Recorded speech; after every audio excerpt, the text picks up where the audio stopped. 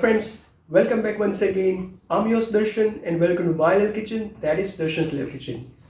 Friends, આજે આપણે એક રેસ્ટોરન્ટ સ્ટાઇલ રેસીપી બનાવીશું અને તમને ઘણી ટીપ આપીશ તો તમને ખૂબ મજા આવશે. તો આજની આપણી રેસીપી છે આલુ ગોબી રેસ્ટોરન્ટ સ્ટાઇલ અને નો ઓનિયન નો ગાર્લિક. સો મિત્રો, આપણે હોટલ સ્ટાઇલ આલુ ગોબી બનાવવા માટે આપણે સૌથી પહેલાં ઓબ્વિયસલી આલુ અને ગોબી, મેં ઓલરેડી આ આલુ અને ગોબી કાપેલા છે, એના પાર બોઇલ કરેલા છે, 50% આ બંને બોઇલ કરેલા છે. ઓકે, તો તમે એ ખાસ ધ્યાન રાખજો, મેં મીઠાના પાણીમાં બંને બોઇલ કરેલા છે. તમને પ્રોસેસ ના બતાવી કારણ કે આપણે ઘણી બધી વાર કવર કરી ચૂકેલા છીએ આગલા વિડીયોઝમાં, એટલે ખોટો વિડીયો લાંબો કરવા માટે તમને નથી દેખાડ્યું મેં. તો આ એ છે અને પછી ઠંડા કર્યા છે. તો તમે ધ્યાન રાખજો કે પાર બોઇલ કરજો અને બહાર કાઢીને થોડાક ઠંડા થવા દેજો જેથી ડ્રાય થઈ જાય. હવે આપણે એને ડીપ ફ્રાય કરવાના છે. સો ફ્રેન્ડ્સ, અહીંયા તમે જોઈ શકો છો કે આપણે તેલ મૂકી દીધેલું છે અને તેલ એકદમ ગરમ તમારું હોવું છે. ઠંડા તેલમાં આપણે ફ્રાય નથી કરવાના. તમને એવું થશે કે પાર બોઇલ કેમ કરીએ, ડાયરેક્ટ આપણે ફ્રાય કરીએ છીએ.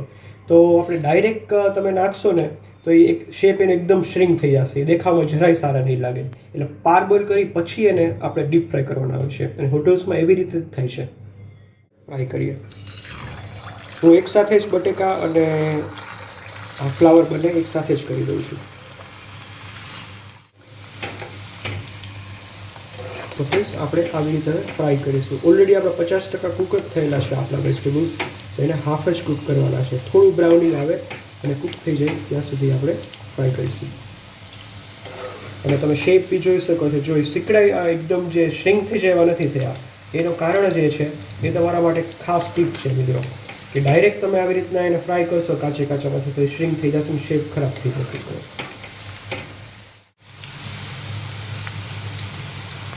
તો ફ્રેન્ડ્સ, આપણા આલુ અને ગોબી બંને હવે કૂક થઈ ગયા છે, તો હું કાઢી લઈશ. આમાં ઘણીવાર હોટલ્સમાં જે આપણે બોઇલ કરીએ ત્યારે એ લોકો થોડી હળદર નાખે છે ફ્રેન્ડ્સ, જેથી કલર થોડો યલો આવે. તો ઇફ યુ વિશ તમે કરી શકો છો. મેં આ રેસીપીમાં નથી કર્યું, બટ ઇફ યુ વિશ તમે એ કરી શકો છો, તો ગોલ્ડન સરસ કલર આવશે.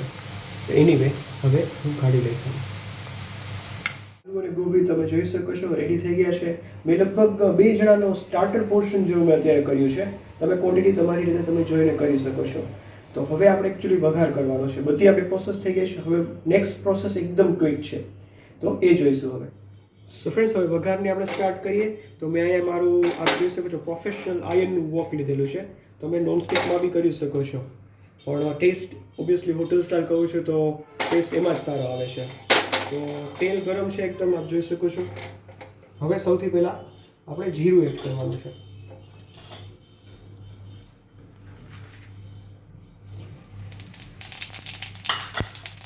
જીરું જો ક્રેકલ આવી રીતે થવા દેવાનું છે. હવે આપની તીખાશ અનુસાર એમાં આ મરચાંની મેં પેસ્ટ એડ કરી અને આદુ. ઓબ્વિયસલી આપણે નો ઓનિયન નો ગાર્લિક છે, તો મેં લસણ નથી નાખ્યું, પણ તમે દૂધ લસણ એડ કરી શકો છો. અને ફ્લેમ અત્યારે ધીમી કરી નાખજો, આપણે બળી ના જાય ધ્યાન રાખવાનું છે.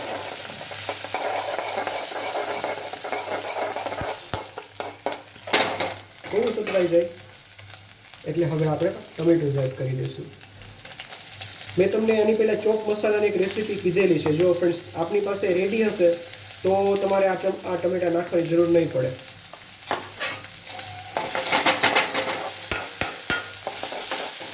થોડી આપણે ફ્લેમ તેજ મીડિયમ કરી અને ટમેટા કૂક થવા દઈશું.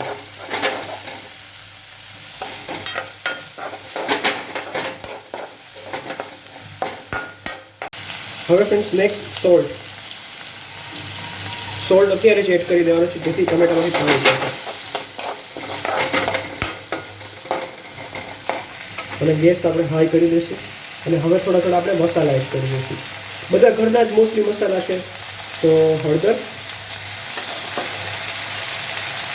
નેક્સ્ટ ધાણા જીરું, લગભગ 1 થી ½ સ્પૂન જેટલું હું એડ કરીશું. લાલ મરચું, અગેન તીખાશ આપણે કેવી છે એના ઉપર. ગરમ મસાલો અને બસ હવે મિક્સ કરીશું. બસ બસ ફ્રેન્ડ્સ, હવે થોડા મસાલા કૂક થાય એટલે આપણે થોડુંક પાણી એડ કરીશું, સાવ થોડુંક, જેથી આપણા મસાલા બળી ના જાય.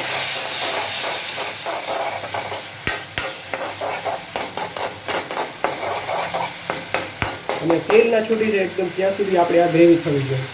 આ સ્ટેજ ઉપર મિત્રો હું એક હજી વસ્તુ એડ કરું છું, એ છે રોસ્ટેડ કસૂરી મેથી, 1 સ્પૂન એડ કરું છું. તો મિત્રો આપ જોઈ શકો છો કલર જુઓ. બધા લોકો એવું કહે છે મને કે ડુંગળી લસણ વગર થોડું સારું જમવાનું બને, પણ ડુંગળી લસણ વગર બી ફ્રેન્ડ્સ તમે બનાવી શકો છો જો તમે એવી રીતે થોડી ટેકનિક આપણી જે વિડીયોઝમાં બતાવવામાં છે એવી ટેકનિક તમે યુઝ કરો તો. મસાલા બધે એક જ યુઝ થાય છે હોટલ્સ રેસ્ટોરન્ટમાં, પણ ક્યારે નાખવા કેટલા નાખવા એની ઉપર જ તમારું ફૂડ એકચ્યુઅલી સારું બને છે. તો આપણે ડુંગળી લસણ નથી નાખી છતાંય જો આપણી ગ્રેવી કેટલી સરસ થઈ છે. તમે એકચ્યુઅલી ટેસ્ટ કરશો ત્યારે જ તમને ખ્યાલ આવશે. હવે ફ્રેન્ડ્સ આપ જોઈ શકો છો પાણી આપણું ટમેટોઝ પ્રોપર કૂક થઈ ગયા છે. તમે ટેસ્ટ બી કરો છો કરી શકો છો. આ સમયે તેલ ઉપર આવી ગયું છે. હવે હું થોડી કોથમીર આ ટાઈમે હું એડ કરીશ. ગેસ મેં એકદમ ધીમો કરી નાખ્યો છે અત્યારે. અને જો ગ્રેવી કેટલી મસ્ત બની છે.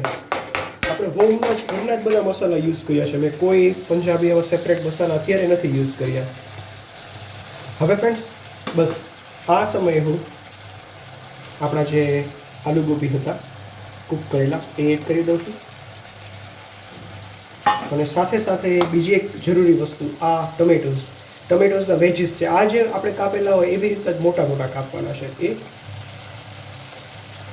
થોડી ગ્રીન ચીલી આ મોટી મોટી છે, ખાલી આમ દેખાવ કલર સરસ આવે એના માટે.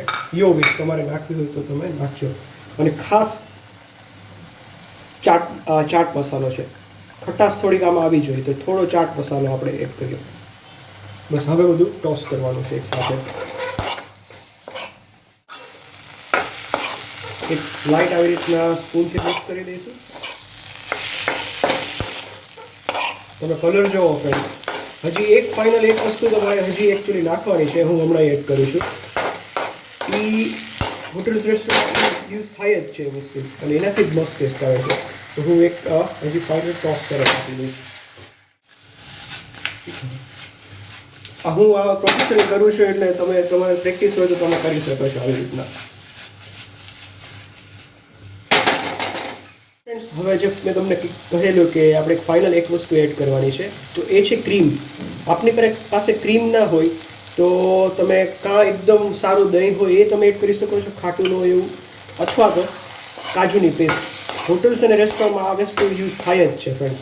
અથવા એ લોકો વ્હાઇટ ગ્રેવી એડ કરે છે.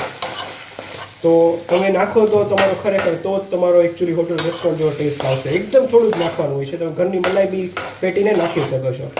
તો એકદમ મસ્ત સુગંધ આવે છે ફ્રેન્ડ્સ. અને બસ આપણું હવે રેડી છે. અને બસ ગરમા ગરમ ફુલકા સાથે હું તો હવે અત્યારે આ જમી લઈશું હવે. તો એકદમ સર્વિંગ કરીને આપણી સબ્જી રેડી છે ફ્રેન્ડ્સ. ખરેખર આ પરફેક્ટ કલર છે. આમાં કાંઈ તમે લાલ પીળું આગળ બીજું કંઈ કરતા નહીં. સીધી ગરમા ગરમ રોટલી સાથે તમે જમી લેજો. આપણે મેં કહ્યું ફુલકા રોટી હોય તો મજા આવી જાય. તો એકચ્યુઅલી ખાલી કહેવા માટે નહીં, જો મારી ફુલકા રોટી રેડી થાય જ છે અત્યારે. ફુલકા એટલે પછી ફુલકા જોવા છે ફ્રેન્ડ્સ આવી રીતના જો. ક્યારેક આપણે આની બી રેસીપી કરીશું. અને એકદમ સરસ કીધી લથપથ જો આવી રોટી હોય ફ્રેન્ડ્સ, રોટલી હોય અને સાથે સાથે આપણું આવું મસ્ત શાક હોય, બીજું શું જોઈએ. સો ફ્રેન્ડ્સ ફાઇનલી આપ જોઈ શકો છો મારું હોલસમ મેલ રેસ્ટોરન્ટ સ્ટાઇલ આલુ ગોબી સ્મોકી મસાલા છાશ, જેની રેસીપી ઓલરેડી મૂકી દીધેલી છે, એ તમે ખાસ ચેક કરી લેજો. ફુલકા રોટલી એ બી તમે તમારી સામે જ આપણે બનાવીને દેખાડી છે. રેસીપી ક્યારેક ડેફિનેટલી આપણે એ બી કરીશું. તો ફ્રેન્ડ્સ મારું આજનું જમવાનું એકચ્યુઅલી ડાઇનિંગ ટેબલ ઉપર નહીં, નીચે અલગ જ જગ્યાએ એક શાંત જગ્યાએ બેસીને જમું છું મારા ઘરે. બહારનો વ્યૂ મસ્ત છે. તો ફ્રેન્ડ્સ જમવા સિવાયની એક તમને ટીપ આપું તો તમે રોજ એકને એક જગ્યાએ જમો છો, એકને એક વસ્તુ ખાઓ છો, તો ફ્રેન્ડ્સ તમારે થોડું ચેન્જ ખરેખર એક ચેન્જ લાવો તો બહુ મજા આવશે. એવું નથી કે તમે રેસ્ટોરન્ટમાં એક્સપેન્સિવ પૈસા દઈને જ આપણે જમીએ કે રિસોર્ટમાં એક્સપેન્સિવ આપણે ટ્રીટ કરીએ, પણ તમે ઘરે જ થોડું કોઈક વાર તમે ગાર્ડનમાં બેસો, તમારી ઘરે ગાર્ડન હોય તો, ટેરેસ હોય તો ટેરેસમાં બેસો, બહાર હિંચકો તમારે હોય તો એમાં બેસીને જમો, તો એક ખરેખર લાઈફની મજા જ અલગ હશે. તો હું આજે આવી રીતના તમને આઉટસાઇડ થોડો નોઇઝ બી આવતો હશે, આઉટસાઇડના વ્યૂ સાથે સાથે એક હોલસમ મીલ હું અને મારા વાઈફ બસ અહીંયા જમીશું. તો આપણી ચેનલ ફ્રેન્ડ્સ આવી રીતે જ જોતા રહો. હું તમને ઘણી બધી ટીપ આપીશ અને ખાસ જે રેસીપી આપણી પ્લીઝ તમે બધા ફ્રેન્ડ્સ લાઈક કરજો, શેર કરજો. ખૂબ જ મહેનત પડે છે આ બધું બનાવવામાં, તો બસ મારે એટલે જ સપોર્ટની જરૂર છે. મારે બીજું કંઈ તમારું નથી જોતું કે તમે લાઈક કરો, કમેન્ટ કરો અને બસ આપના મિત્રો અને ફેમિલી સાથે શેર કરો. સો thanks a lot. This is your host Darshan signing off. Goodbye.